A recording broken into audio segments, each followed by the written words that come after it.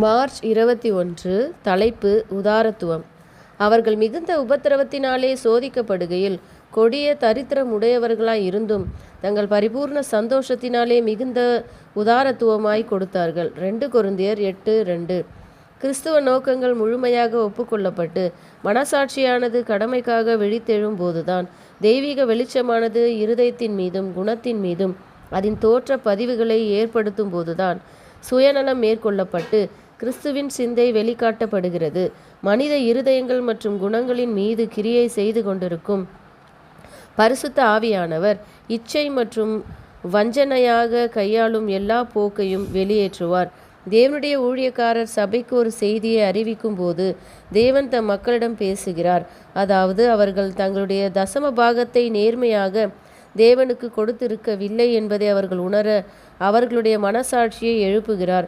மேலும் அவர்கள் கொடுப்பதற்கு சௌகரியமான சூழ்நிலை இல்லாதிருந்தபோது தங்கள் காணிக்கைகளை அவரிடம் படைப்பதற்கு தவறி இருந்தனர். அவர்கள் தேவனுடைய சொந்த பணத்தை தங்களுக்காக வீடுகளை கட்டவும் குதிரைகள், வண்டிகள் மற்றும் நிலங்கள் வாங்கவும் பயன்படுத்தி கொண்டிருந்தனர். பெருமளவில் பலன்கள் வரும் என்ற நம்பிக்கையில் அவர்கள் ஒவ்வொரு வருடமும் இதே சாக்கை சொல்லி வருகின்றனர். மனுஷன் தேவனை வஞ்சிக்கலாமா? ஆம், உண்மைதான். இதை அவன் பல முறை செய்திருக்கிறான். ஏனெனில் அவன் ஆவிக்குரியவைகளை பகுத்தறிகிறவனாக இருந்ததில்லை. சில சந்தர்ப்பங்களில் தேவன் சுயநலமிக்க உலக பிரகாரமான மனிதர்கள் மீது உறுதியாக உணர்த்தினார். அவர்களுடைய மனங்கள் பரிசுத்த ஆவியானவரால் ஒளியூட்டப்பட்டு அவர்களுடைய இருதயங்கள் மேன்மையாக்கப்படுவதை அவர்களுடைய செல்வாக்கினால் ஆட்கொள்ளப்படுவதை உணர்ந்தார்கள்.